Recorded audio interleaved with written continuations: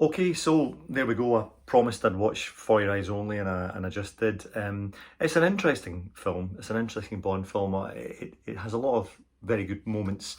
It has quite a good start. Pre-titles are good, although you get that scene with Blofeld, who's not Blofeld. He's could not call Blofeld, but it is Blofeld with the cat, the bald head, and the grey suit. You know, who wakes up and says, right, I'm going out to kill that guy today who I really hate, and I'm going to wear that distinctive grey suit, and I'm going to really stand out so that everyone knows that I'm a baddie. It's a bit odd. And then the line, I'll buy you a delicatessen in stainless steel, where does that come from? I mean, what is going on there? So it has a good but odd start, and then you have Sheena Easton popping up in the titles, which is also pretty odd as well. But it kind of works, which is strange. It does work, and I'm glad they only did it once. I'm glad that didn't become a thing they did in the title sequences. But it's a very scaled back Bond movie, and obviously they just had Moonraker 2 years before that, so they'd gone, literally came right back down to earth, and made it much more of a gritty Bond movie, as gritty as a Roger Moore Bond movie could be. But it's strange because of that. The grading of the film and the way they've made it kind of makes it look a bit like a low grade TV production. It looks like an episode of The Persuaders all the way through. I don't know what they've done. It's something about the grading of the way they've done the film and the way they've edited and finished the film.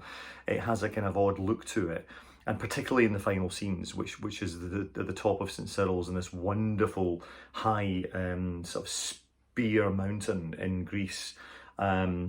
And it's a monastery on top, but it just looks like a set, because it was a set, and beautifully designed as it was by Peter Lamont. It just looks like a set.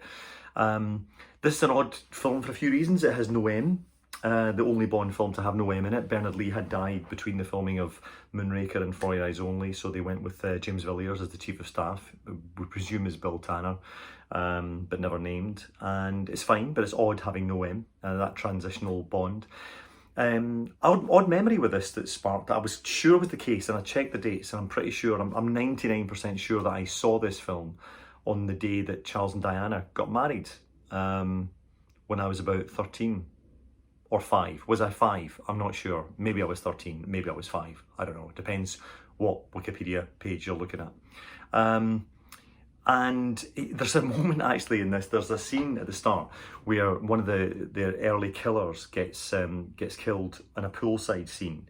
There's a song on the soundtrack. It's worth looking out. This song, I can't remember what it's called, but this song has the filthiest lyric you could possibly imagine. So find the For Your Eyes Only soundtrack, which is an interesting soundtrack because it's done by Bill Conti. Not the best Bond soundtrack. In fact, well, it's a soundtrack of 2 parts. The first part is pretty naff, then halfway through it changes and becomes something totally different and becomes more of a classy Bond soundtrack, but written by Bill Conti, who's more famous for writing the famous theme from Rocky. Da da da da da da. He did that, and he also did the theme to Dynasty. For us camp-old queens from the 80s who liked a bit of Joan Collins and big hair and high shoulder pads. That's what Bill Conti did, but this did less successful. He did write the song, which is quite a good song, Oscar nominated, Sheena Easton, etc. But the soundtrack is really a soundtrack of 2 halves. It also was notable for the first movie appearance, although he doesn't get a line, or he gets half a line.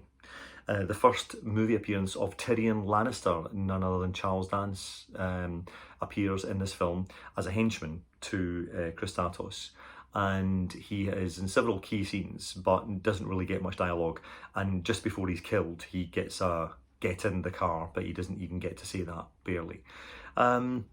It's also got an odd ending. When you think that 2 years before they'd been fighting in space and they'd had this huge space battle with lasers and Drax's men and American and astronauts up in this outside this big space station.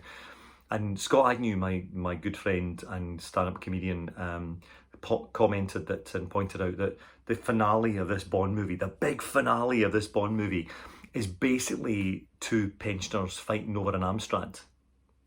I mean, that is it. It really is. That's what it is. Beautifully done by the 2 pensioners, Julian Glover and Topol, who are fine actors, and they really are wonderful in this film. They make the most of what they've got. And Julian Glover, of course, is the definitive genre guy who's appeared in everything from Star Wars to Harry Potter to Indiana Jones to James Bond to Doctor Who, the whole lot. And Topol, famously of Fiddler on the Roof.